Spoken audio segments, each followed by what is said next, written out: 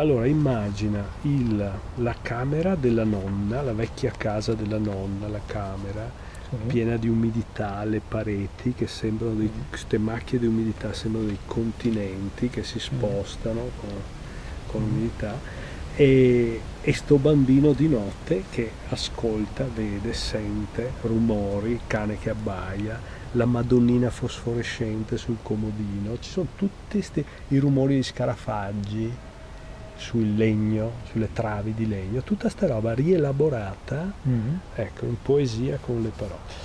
Titolo: Aguasso sol mar, una naftaina e un stramasso. Sol cusin, sol intimea, sua colsera e sol stramasso, un fosso, una crosta dura dura de giasso. Guasso, guasso, aguasso, sol sofito, sui uri muri che se scrosta, continenti che se sposta,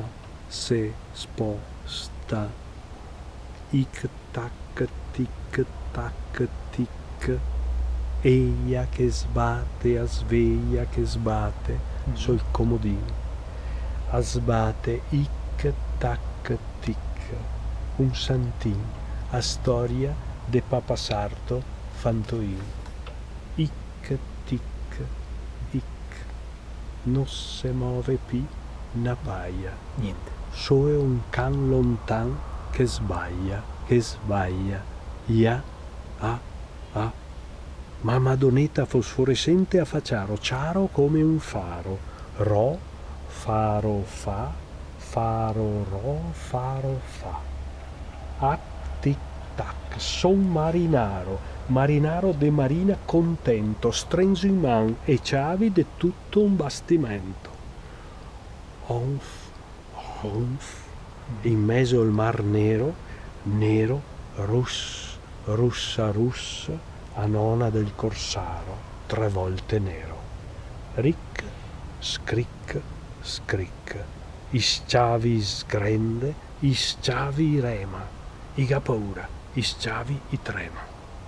Oh notte nera, nera s'intende da gaera, poro mi, son finio in tel fondo de na caliera. Finio là. Beh, col scric che sia scarafaggi che isciavi delle vecchie galere veneziane, isciavi sgrende, Isciavi che remava. isciavi che remava e isciavi anche i scarafaggi. Questa è la forza del dialetto.